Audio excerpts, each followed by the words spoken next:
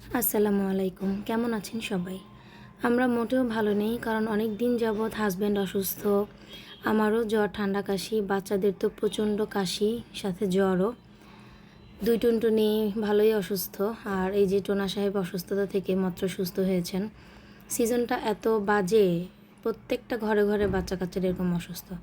তো আমাদের বিল্ডিংয়ে আজকে একটা প্রোগ্রাম ছিল, বাৎসরিক পিকনিক। প্রায় 200-250 ফ্যামিলি মিলে প্রতি বছরই এরকম একটা পিকনিকের আয়োজন করা হয়।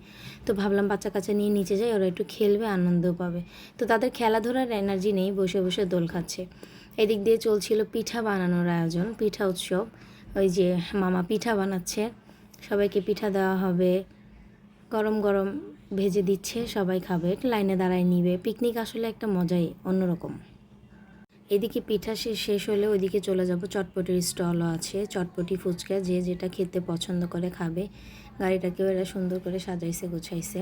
তো আমি আবার দেখতেছিলাম যে মামা কীভাবে চটপটি বানাচ্ছে, তো উনি আবার সব কিছু আমাকে দেখাইলো।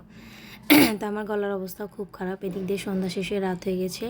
কালচারাল প্রোগ্রামও অ্যারেঞ্জ করা হয়েছিল, আমার টুনটুনি দুইটাও গান গাইছে, এখন নৃত্য পরিবেশন চলছে। তো আর কি বলবো, এই পর্যন্তই। অসুস্থতা নিয়ে সবার কাছে দোয়া প্রার্থী, সবাই আমাদের সুস্থতার জন্য দোয়া করবেন। আমার ভিডিও ভালো লাগলে ভিডিওতে লাইক, কমেন্ট, শেয়ার করবেন, পেজটিকে ফলো করে দেবেন।